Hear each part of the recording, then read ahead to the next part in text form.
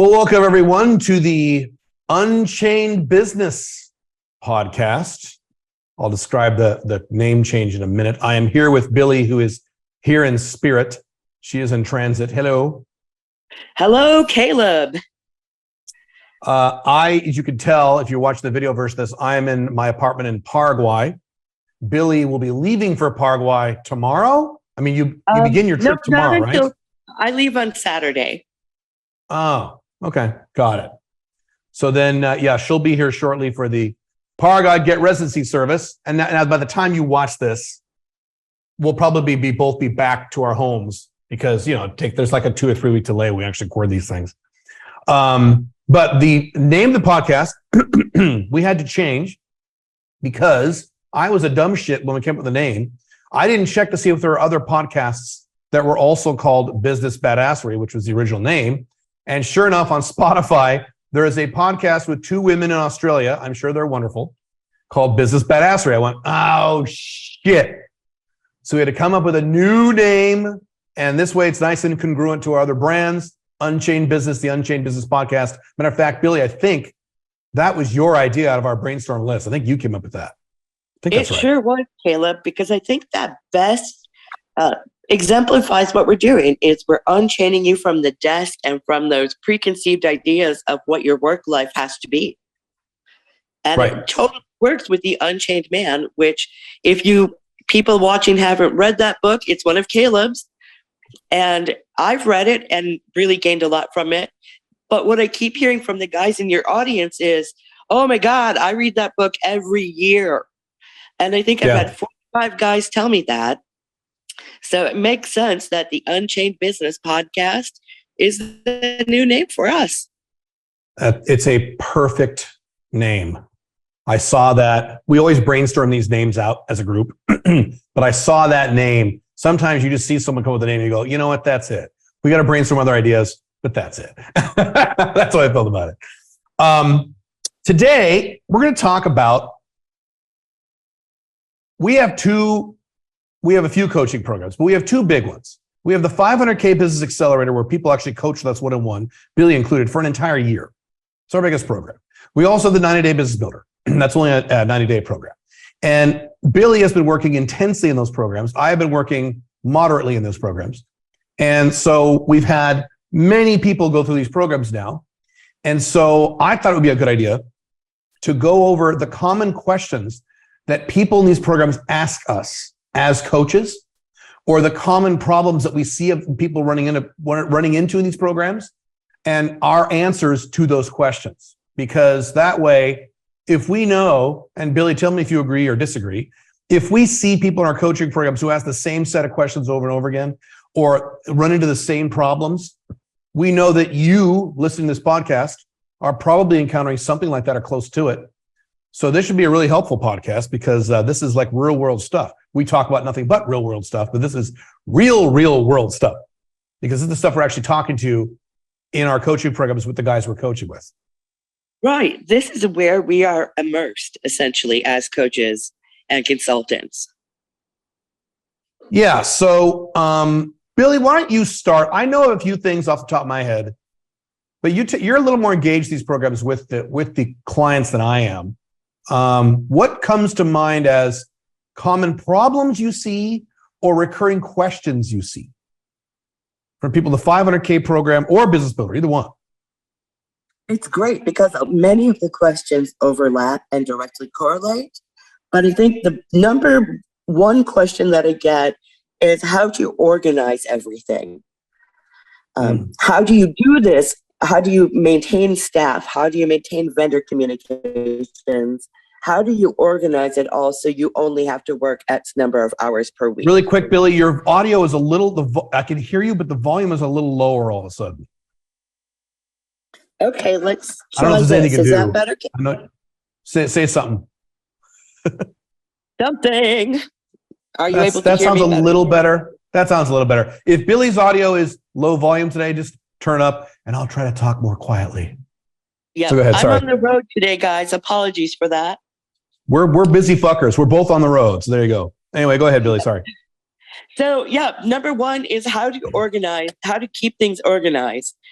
so that people can make progress without having to have all sorts of meetings or dig around and find things.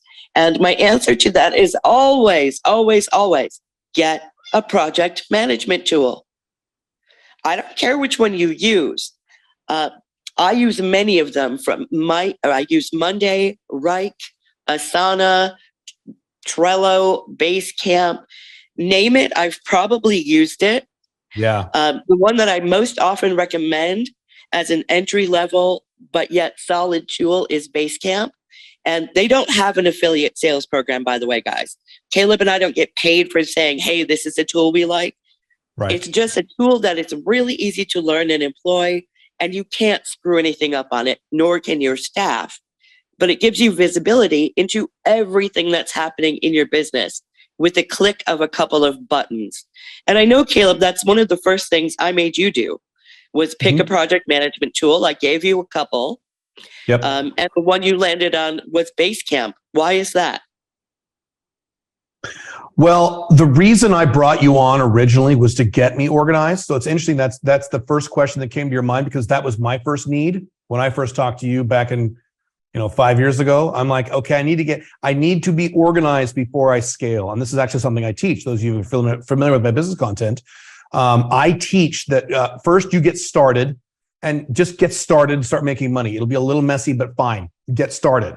Once you're making money and you want to scale, you want to build that income to something significant, you got to get organized first, because the last thing you want is to scale. And then while you're in chaos, I've seen companies do this. I know, Billy, you have too. That's a nightmare from hell. You don't want to, and we've actually mentioned this podcast a few times. So you've got to get super organized before you really start to scale. And that's why I brought on Billy. And so that's the answer to your question. That's why I did that. And it's interesting. I imagine you're getting that question from the 500K guys, right? Or are you getting it all over the place? I get it constantly from every direction. And it comes from hyper successful guys like yourself, all the way down to, high school students who are saying, hey, how do I get started? And the first thing I tell them is get organized.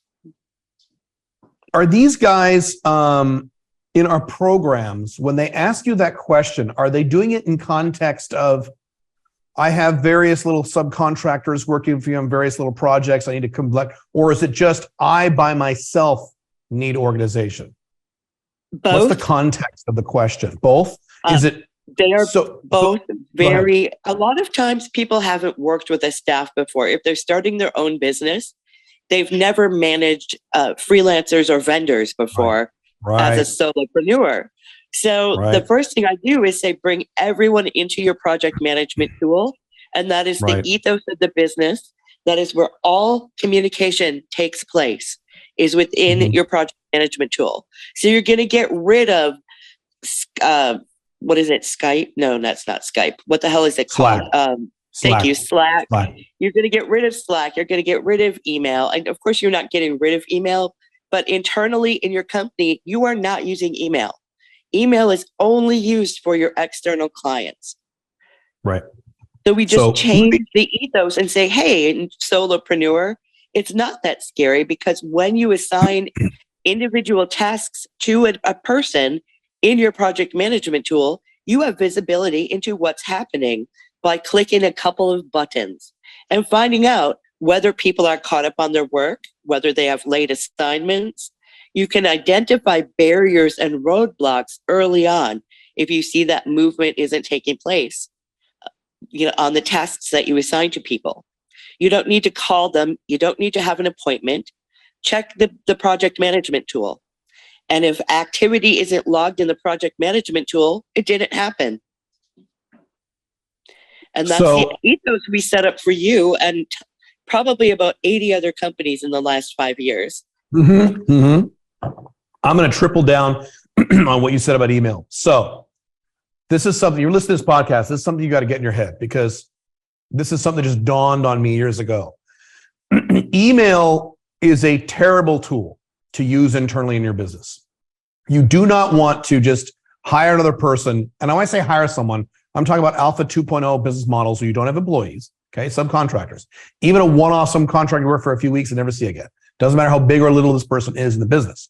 When you hire someone, Under normal conditions, you're just adding another pile of email that you're going to check every day and respond to. It's a fucking nightmare. What you do instead is what Billy said. You use a service like BaseCamp. And if you hate BaseCamp, use something else, fine. BaseCamp's great. That's what we use. And you mandate to everyone who works with you, you will not email me anymore. And sometimes there's a culture shock. They go, no, you're going to be in BaseCamp and you're going to ping me or message me in BaseCamp. You are not allowed to send me an email ever again. What if I got to send you an attachment? Then you attach it in BaseCamp. Works the same way. And that way, all of a sudden now, you have one place to go to for all your communication. And instead of checking email, see, if we used email right now, I will tell you for a fact, to Billy's point, Billy's absolutely right about this. I would spend probably an hour and a half a day checking and responding and searching around for stuff in email, in Gmail. I don't care what email client you like. Gmail, Proton Mail, whatever fucking email, because I use all those for external stuff.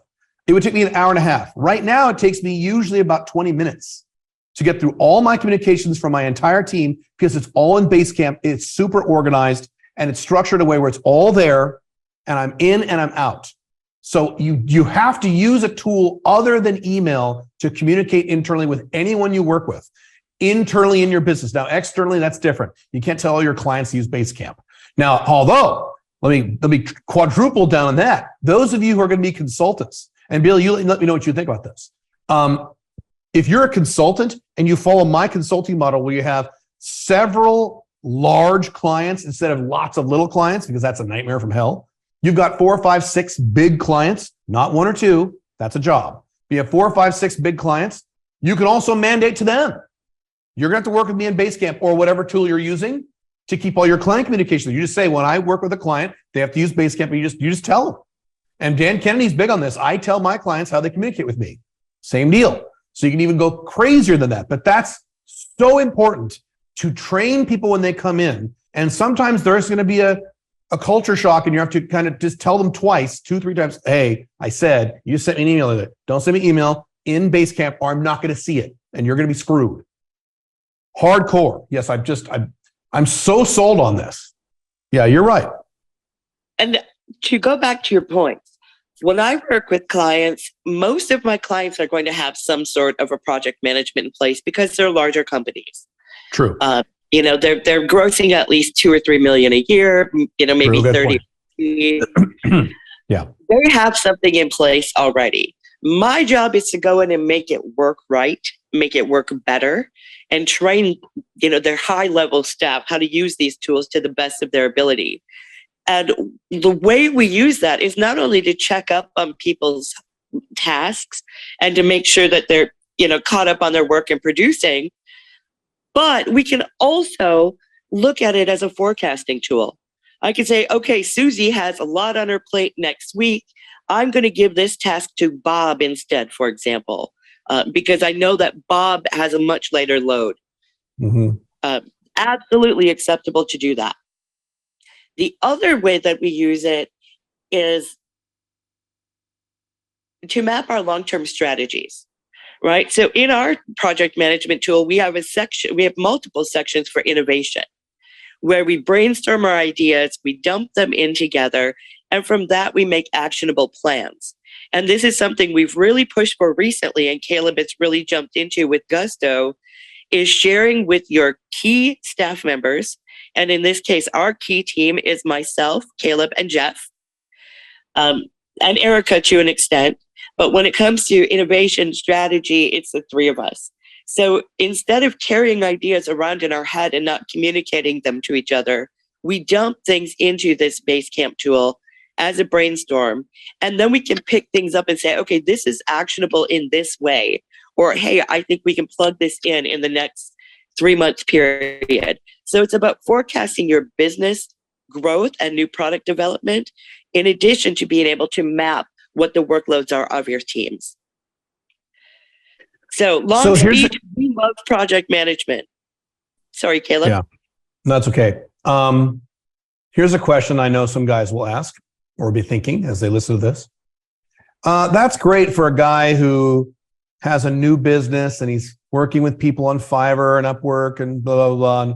But I'm brand new and I'm just by myself. I'm a 26-year-old guy and I just started my own little business. my own little ideas, my own little blog or whatever, and it's just me. So do I need BaseCamp? What do you say to that? Yes, I you say, say hell yes? yes, you do. Whoa. And you're in the best position ever because you're coming at it fresh. So set yourself up for success and scalability from the start. This means putting your brainstorms into project management, creating task lists for yourself, goals for yourself, program things into your project management with due dates. Always have a due date so it doesn't fall off of your radar. Right. But essentially, this is how you map everything you want to do. And the benefit of doing this is you could say, oh, I learned a new tool. I'm going to write or record a video SOP, standard operating procedure, for how we use this new tool that I just learned about. What happens then is when you are ready to grow and you hire an assistant, you can hand it off and say, here, Tom, here's the SOP that I made for the tool that we use. This is how you do it. And you never have to sit down and train a person again on individual tasks. Right. Because you created a repository from the beginning, which is the biggest advantage you can have in any business, is to plan on operationalizing for growth from the very minute you conceive of a business idea or any sort of project. You can use this for home renovation. You can use this to manage your home life. I've got lots of friends and family who do exactly that. So you can leverage it for more than just a project, a business. It becomes a part of your lifestyle. Yeah, Pink Firefly and I have a section in our BaseCamp where it's just for us. So you can, in BaseCamp, you didn't know, you can set up projects that only certain people can see. So we have a project called Caleb and Pink Firefly, and her and I are both in there. We give each other stuff. So we use it in our personal lives too. And something to put to piggyback what Billy is saying, one of the features of BaseCamp is that it has to-do lists and to-do items that you attach to due dates to. So you can use it like as a Trello. So you can actually put in your own to-do items, put your own deadlines, and it'll bug you if you get close to them, or if they're past due. You can click a little, with one click, you can show all your to-do items sorted by date, sorted by project. It's the shit. It's awesome.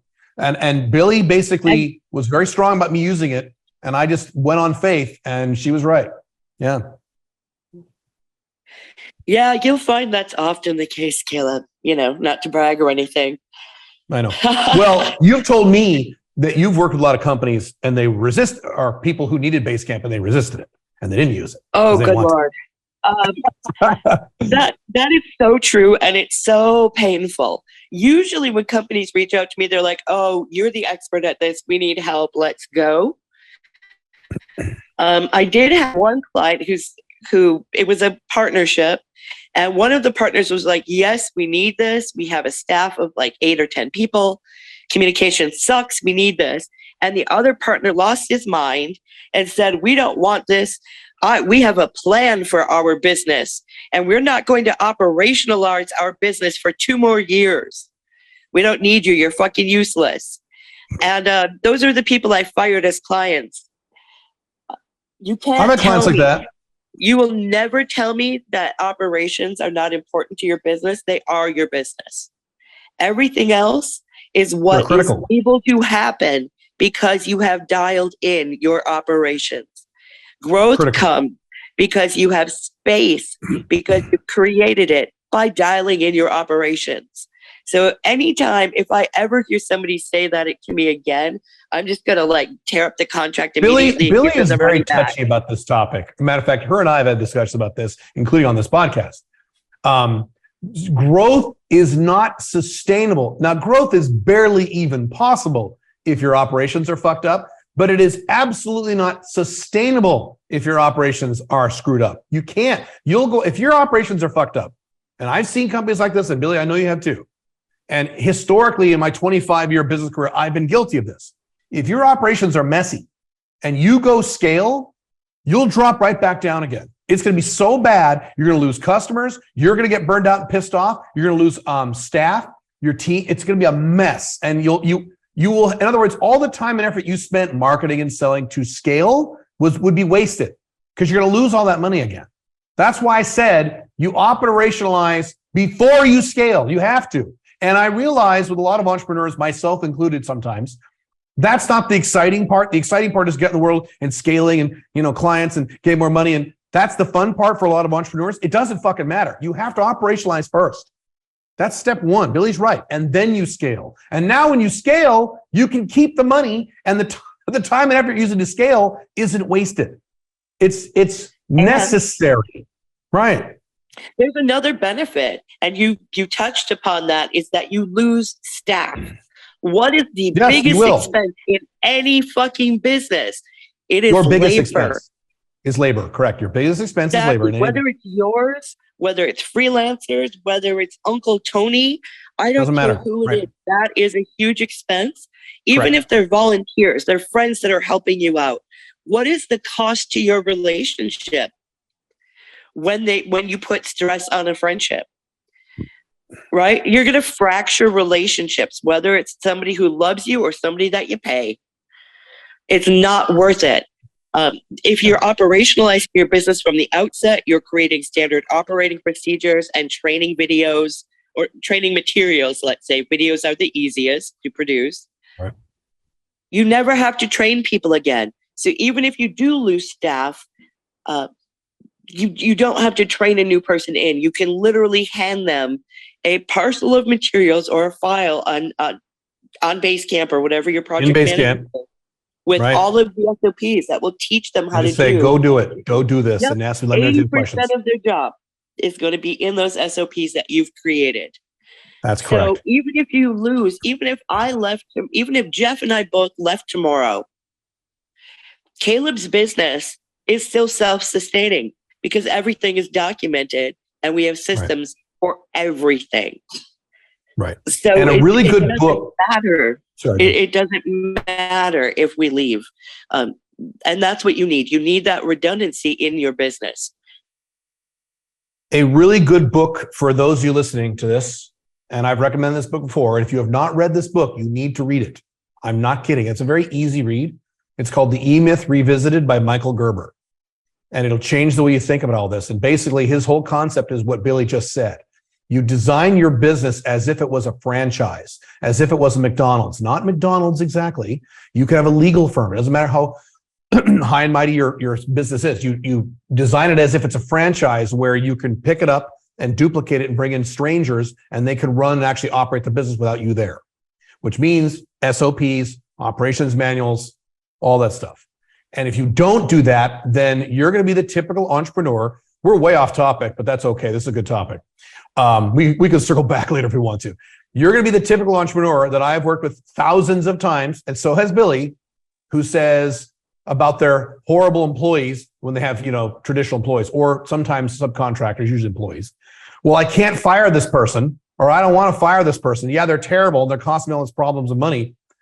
It'll take me 4 or 5 months to retrain a new person. I don't want to do that. That means your business owns you and you are not free. And Billy and I here teach freedom. And that is the opposite of freedom. That is when the business owns you. You have to put up all this bullshit because you didn't operationalize correctly. That's the last thing you want to do. You might as well, in my opinion, almost go get a job.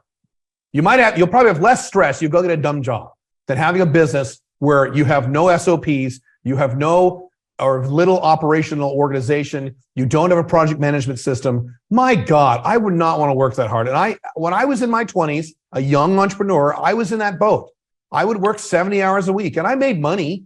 I did okay. I did fine. I did low 6 figures, but I was working 70 hours a week and it ruined my life. I hated it because I didn't operationalize anything.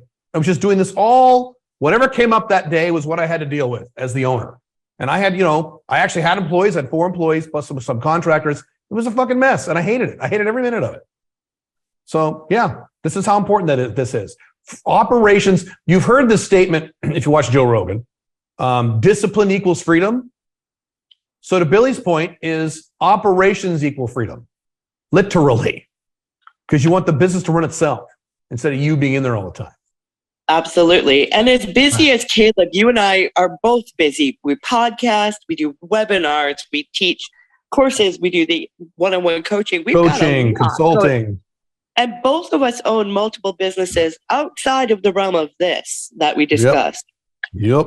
if we didn't have project management tools, we wouldn't be forget it. able to do half of the things that we enjoy doing, No. much less having a personal life. So I'll beat this into people's heads if need be. Please operationalize. Please do it. Yes. You will enjoy a much better quality of life. And you'll make more money. So Billie, if you didn't have any operational models, would you be making the money you make now? Not even a little bit. And here, a lot of people say, well, I don't know how to do it. It's overwhelming. I have so much stuff. I understand. And I understand that excuse. I understand it emotionally. I get it. I absolutely understand it. And it's at that point, you just hire my implementation team, honestly, or another implementation team. Yeah, you just outsource who that. Comes in and does it for you, literally. You hand us all of your stuff. And I'll use my company as an example because this is why you brought us in. We're implementers. You literally hand us all of your stuff. We make as much sense of it as we can, come back to you with questions and a list of things that you need to produce, and we put it all together and organize it for you. Or provide. Maybe you already have it to provide it. Yeah, when I brought on Billie, and Billie remembers, I had shit all over Google Docs. I had shit all over Word and Excel. I had various folders in my email. I think back then I was using Outlook. My God, I think I was. Yep. So I had folders in my email, in my Outlook PST file. I had shit all over the place, which is typical of business owners. And we had to spend, and it probably took us, I don't know, what did it take us, 6-7 months before we were 100% organized, because it was my fault, to get all that shit into one place, into one structure. Like, Billie, if you remember, this is the good news, I had an operations manual. So I already had SOPs for myself and other people. Amazing. And let me just applaud. Hold on. This is worth it. Okay.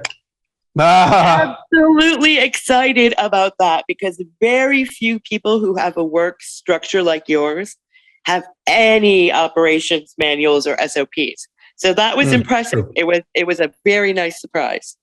Yes. So I was following Billie's advice. Why? Because I read Michael Gerber's book and other books about this. And I was a business consultant. I knew I had to kind of be the example. So it's not like I was in complete chaos. So I did have an SOP. I had 2 operations. I had a Caleb Jones consulting operations manual. In the back, that I had a Black Dragon operations manual. And I just handed this to Billie, and she's like, oh, A, you were happy, but B, you were like, okay, you don't want this. It was just a giant Google Doc. That's all it was. And it was hyperlinked by the sections. So it was pretty good. Not as good as BaseCamp, but it was good. But my point is, to Billie's point, I had stuff all over the place. We had to consolidate. And that's what you got to do. And I was not as bad as most people, but even me, I had to take the time to get organized. So I realized if you already have a business, or you've already started a business, and you go, I have all this stuff and it'll take forever. And well, that's the way it goes. The same thing I've talked about with SOPs in my courses, where when you create an SOP, it's a list of instructions. Step 1, do this. Step 2, do that. And it's a pain in the ass to do it the first time. But here's the thing. You never have to do it ever again for that item. You do it once, you hand it off to someone, even if it's someone you just hire on Upwork for $15 an hour or less. You hand it off, and you never need to mess with it again, never need to train them again, and they update the SOP. So one of the duties of the team members we have in our companies is that they own the SOP, and when the SOP changes, they have to go in and change it and update it every once. So not you. You just do it one time, the pain is over. It's a one-time pain. And it's, a very high ROI activity like we just talked about. And the world is getting even better, because in the old days, and by that I mean like last year, we were still taking screenshots and annotating them and making written documents, because that's what people really wanted and expected. And I come from a manufacturing marketing background. So of course we did everything physical. We had to have physical documents, but the world is a wonderful place with great technology. And now we use video. So the software we usually use is Loom, Loom, and it allows you to record yourself, do a screen capture, all of that stuff at the same time. So you literally sit down, click on the program you're using, it'll record your keystrokes, and you just talk and walk people through what you're doing as you would if you were sitting. Is Loom free? Billie, is Loom free? I don't remember. I have so many darn different accounts. I'll look. I want to say it's free, or if you have a professional account, it's like $10. I mean, it's nothing. So it's not like it costs a lot of money. Really cheap. Yeah, and if you guys who already are more technical and do video or audio editing, you can use Camtasia because I already had that. So it's already on my laptop, so I use that. But if you don't even have that, Loom is awesome. It's so easy. It's great. Yeah. Camtasia is fantastic too. Yeah. So the Loom starter thing is free. You can do 25 videos up to 5 minutes for free. Yeah. See, that's plenty. And that's, so it's free. You're not going to need more than that, especially for starting. And if you want more than that, it's literally $12.50 a month. Nothing. So it's a cheap, useful tool. Camtasia is another great, really easy to use tool. Right. You could literally make an SOP in just a couple of minutes. And the coolest is that when you hand it off to someone else and they go through it and use it, they're doing your testing for you. So if there's something in the process that wasn't clearly explained, you will know that from the outset with the first user. They'll come to you with questions, you change the SOP, and bada boom, you're done. Yeah. Let's go ahead. But let me just circle back to one thing because I get this question a ton. How do you get existing freelancers, family members is a big one, or friends working within my business to buy into using this new tool? Caleb, tell me about your experience doing that, because we did that with Pink Firefly and with Josh. And your daughter as well, who did what were those conversations like for you, and what resistance did you meet? So I got resistance not just from my family members, but from various different people. And it was, no one gave me, in my case, no one gave me strong resistance, but I got it. And you know me, I just said, I don't care. Talk about that a little bit more. Tell us, it's been like 5 years now, so it's not exactly. Yeah, it's been a while. Yeah. But this is it's such a common recurring theme whenever you change the ethos or the way a business works. So this goes back to alpha male shit, confidence, owning your life, owning your business. Who owns your business? You own your business. Does your team own your business? No, they're important, but do they own it? Is it their responsibility in the end? No, it's yours. It's your company. So guess what? If you're in my company and you're doing the work, I don't care if we sleep together. I don't care if you're my child. I don't care if you're I have, Dr. Wingy, Dr. Andrew is in our business and I've known him for 35 years. I don't care if you're my best friend. I don't care if you are the key person in my business and I make millions of dollars because you're none of this matters. We have to have a uniform system here. If you don't like it, I'm sorry. This is something that Billy and I and many other people know for a fact will help our business and elevate our business, which is Billy and my favorite word. Therefore, you're going to have to suck it up and do it, because I'm not, and here's what I said to them, a few of them, I'm not going to dick with email with you. And in my world, I'm not going to dick with texting and WhatsApp. I didn't even mention that. So a lot of people you will hire or work with in your family, or even vendors you hire, like to use WhatsApp or like to use Telegram or Discord or SMS texting. That's just as bad as email, if not worse, because the search features are worse on those. So you can't talk to email for these people and WhatsApp for these people and Telegram for these people, and you can't do that shit. It has to be in one place. And so you're just going to have to tell them, I'm sorry, I don't care. You're going to start using this or you're out. Or you're out includes if it's your wife, your child, your best friend, and you have to mean it. And I meant it. So you just got to be strong about this stuff. And fortunately for me, I did not get strong. I don't remember getting strong resistance from anyone, but I got it. Well, I'm not using this stupid. I don't care if you think it's stupid. Well, I'm used to, I don't care what you used to. This is my company. If you want to be involved in their company, you've got to be a team player.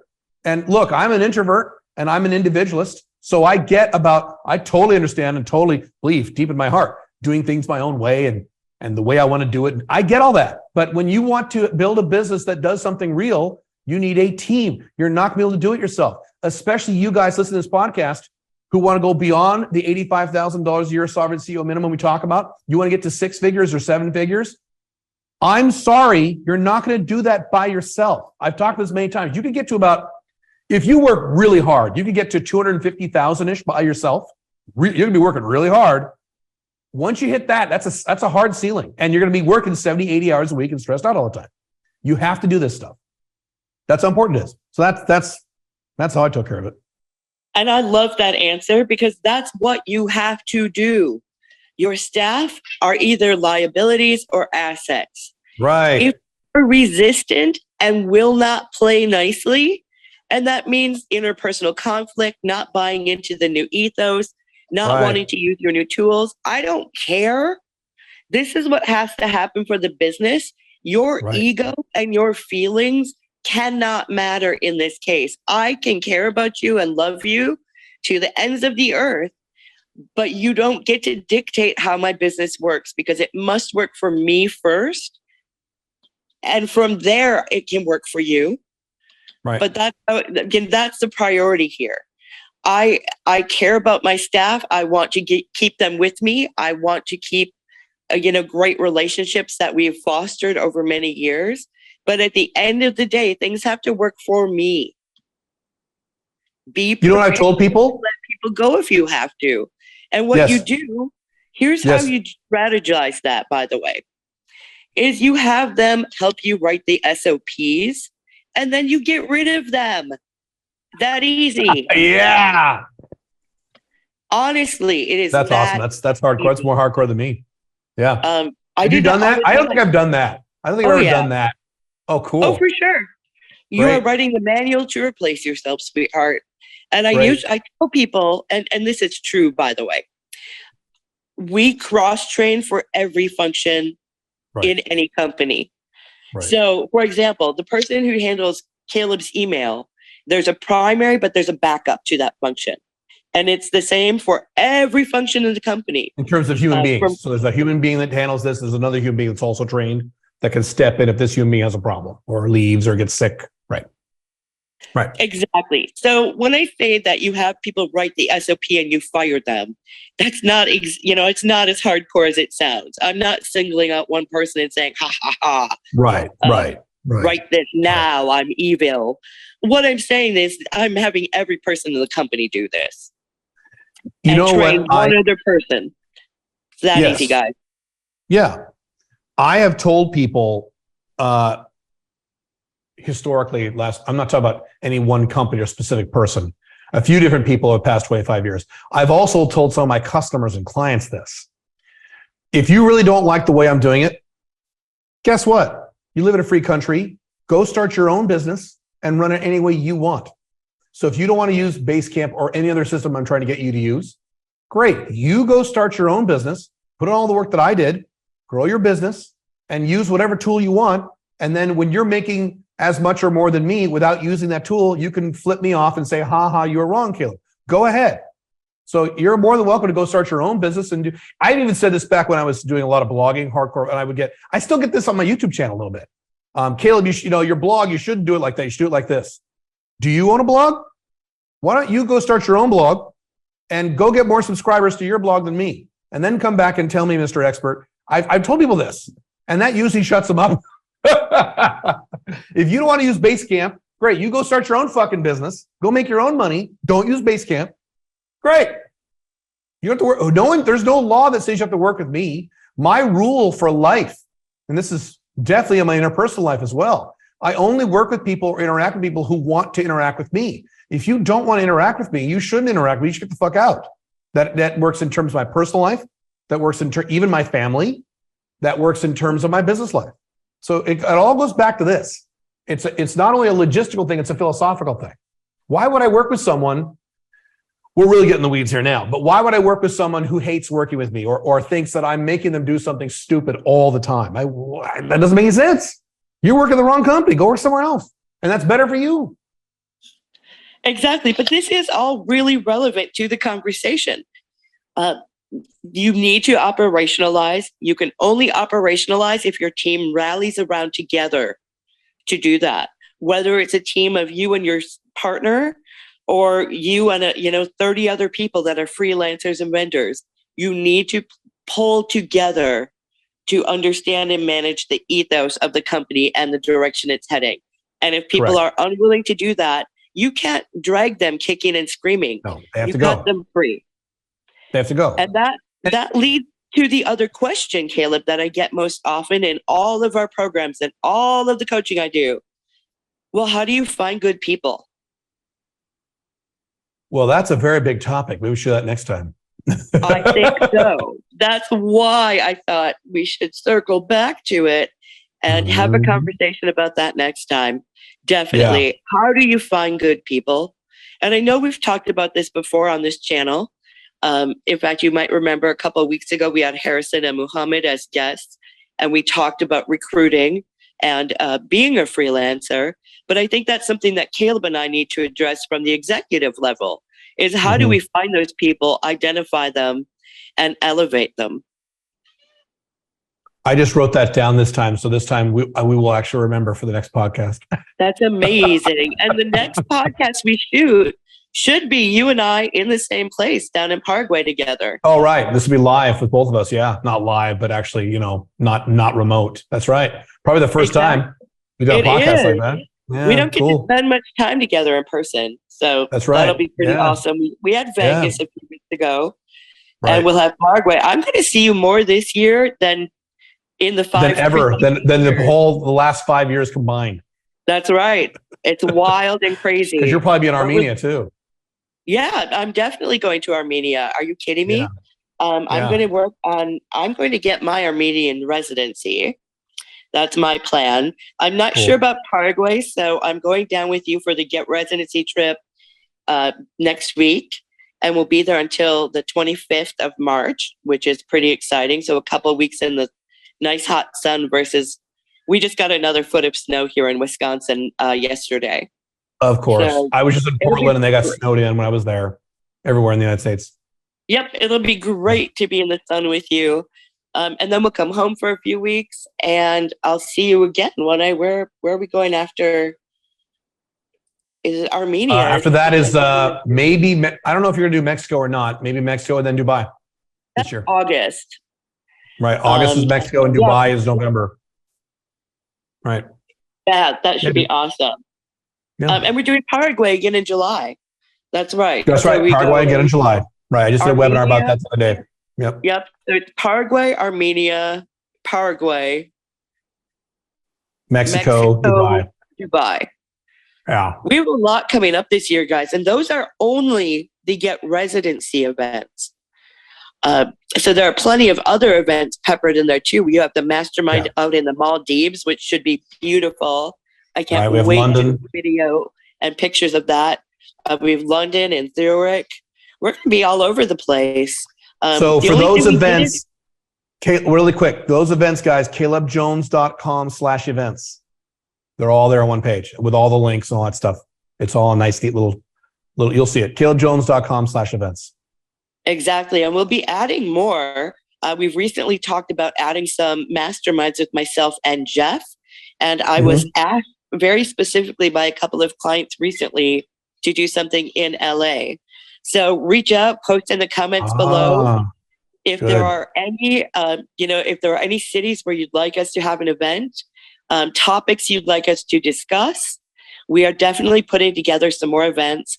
I'm also in the final stages of choosing a children's summer camp to rent for the Boss Summer Camp event. And I'm hoping, Caleb, that you'll be able to be one of the counselors. That's so funny. It's awesome.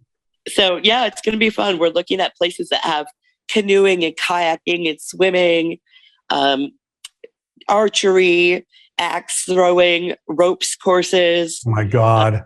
Trying to get as much of that summer camp experience as we can. Absolutely. It's super Billy. I don't know. For those of you who don't know me yet, I grew up going to summer camps. My mom ran a Girl Scout day camp, so I was there all summer. And when I got old enough, they shipped me off for a couple of weeks to summer camp every year. And when I got to high school, I worked at a summer camp and my mom was a camp director. And then in college years, I had my own camp where I taught children how to ride horses. So I'm a camp person through and through. And I've looked at the various adult camps, but they're all kind of like party, woo, drinking, bingey. Right. And that's never been my vibe, even when I was young. So really not my vibe now. I'm more about tree hugging and in just enjoying those experiences in nature with people. So that's what we're going to put together for you guys. We're looking at September and October dates right now. We should have that finalized in the next couple of weeks. And we may add a spring event for next year as well, based on the interest. So again, let us know if it's something you're interested in, if there are places you want us to visit, if there are special weekends that you might enjoy joining us on. One idea that we've had recently, well, I bet Caleb, you'll know who came up with this one, is to meet in the Jupiter, Florida area, which is near like West Palm Beach. It's just north of West Palm Beach. Mhm. To rent a house for like 10 people for a weekend. We'll have a couple of coaches to discuss facing your fears specifically. And then we will go cage diving with sharks. Oh, cool. Yeah, I know what you're talking about. That's awesome. Yeah. I'd do that. Billy Cage dive came with up with sharks, that that'd be one. the shit. Exactly. I did You the can shark thing in also- Bahamas, but not in a cage. That's awesome. If you're brave enough, you can also free dive with them, and it's snorkel equipment, so you don't need to be scuba certified. Yeah, cool. But yeah, So yes, so leave a so- comment wherever you're seeing this. If you're listening to this, leave a comment. If you're watching this on YouTube or wherever else, leave a comment. And then, because we always forget to say that, these videos /podcasts. And if you're listening to this podcast, give us the star rating. And if it's a YouTube video, then like, subscribe, all that good stuff. And if you're interested in working with us, 500k.io, where Billy and I and a menu of about, 12, 13 other coaches who are all specialists, give you one-on-one coaching for an entire year. Literally for an entire year. Plus every course I've ever done, plus a bunch of other stuff. So 500k.io. Plus, we have the gala every year, which is what we just came back from a couple of weeks ago in Las Vegas, where we took the guys out for dinner, belly dancing, ATV riding in the desert for a few hours, Awesome. getting to ride a bus all together like kids and just having a blast. So great. So we try to pack in as much value as we can. And we have the benefit of really getting to know the members over the course of the year, because my team and myself are providing 26 one-hour coaching sessions over the course of the year that people can kind of mix and match their coaches to meet their needs, which is fantastic because we get to know these people and we bring the coaches along to the gala events. So at the last gala event, we had 5 coaches there, plus Caleb. So again, we're packing it full of as much value and sharing as much of ourselves as we can with you guys because we really enjoy it. So yeah, I encourage you all to check it out. Like, follow, subscribe, star rate, share, and check out 500k.io. And if you have questions about it, there's a phone call you make. But if you want more additional information, if you need to talk to Billy or something like that before you sign up because you have questions, that we're willing to work with you on that. That's fine. This is a year-long commitment, so we want to make sure that makes sense for you or not. So anyway, pitch over, but awesome. This was a good one. This is a good podcast. I knew it would be. Fun. And next week is going to be even better in person, where we discuss how the hell we find good people. Right. See you then. Cool. Thank you, guys.